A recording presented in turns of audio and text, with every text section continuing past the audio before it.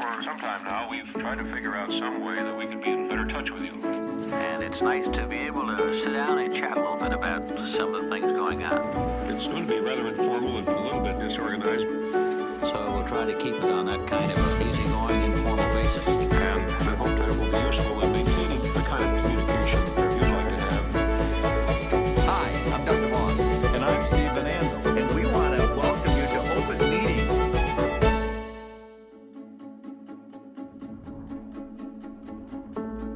Hi, everybody. This is Open Meeting, where Doug and I get a chance to talk to you about things that are important in the business. This segment is called From the Archives. And From the Archives is a segment that we kind of go back and look at different things, whether we find maybe a speech or something that happened previously that we think is important to talk about. Today, we're going to talk a little bit about Amway's place in kind of the entrepreneurial environment, and we're going to talk a little bit about what it takes to motivate the young entrepreneur.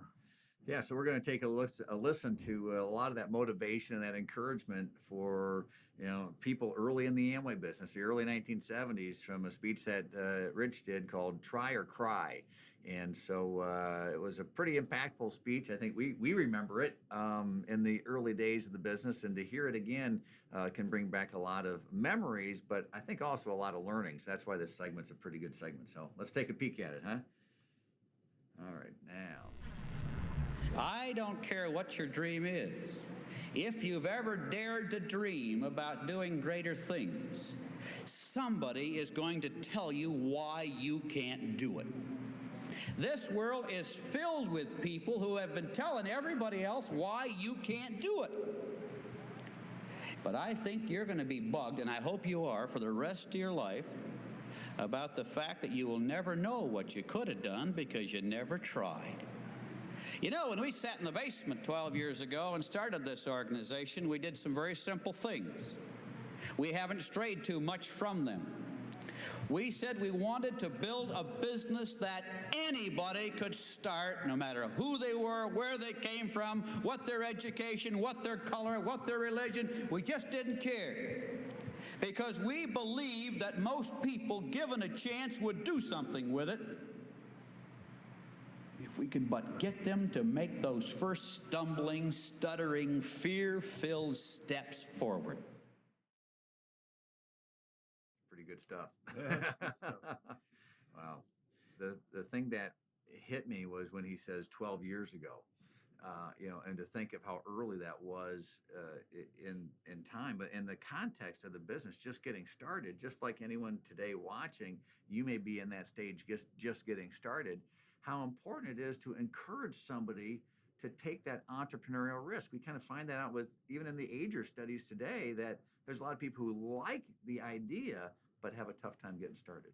Yeah, and that's always been part of the business, because when you come into the business, not everybody is successful, but not everybody really takes the first step. They need to move forward, and they need to begin to see what it takes to be an entrepreneur. And if you're an entrepreneur, who knows exactly where that first step goes? It may go in one direction, and you may have to shift back to another. Yeah.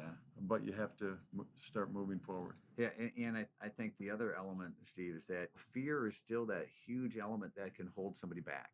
And so taking that first step is still one of the most difficult challenges in an entrepreneurial experience. And when Rich did the speech, I mean, he saw that, and he understood very well that being an entrepreneur was something where you had to take those steps forward. It's kind of like what Doug and I are doing right now. We've never done this before. This is something new for us.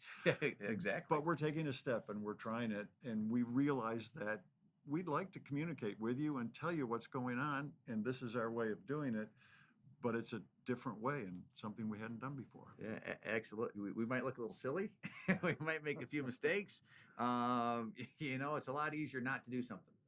It's a lot easier just to step back. And whether it's kind of something like this program, or some of the strategies we have with Amway Next, how we're looking at the business going forward, some of the decisions that we've made about how to improve the business today, it has the same sort of fear factor, or the risk element there of, boy, what if this doesn't work? What if somebody sees it? What if we embarrass ourselves?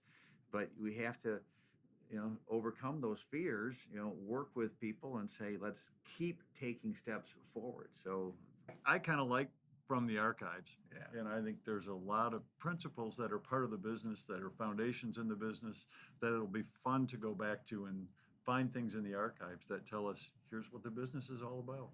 Sometimes we think we're doing everything for the first time, and you got to realize, well, you can learn from things when it was the first time. It feels like the first time to us, so you can take a little support knowing that, hey, there are others that have gone through it, and if we're taking risks, we can keep moving on and building on the foundations of the past. So this is a great segment.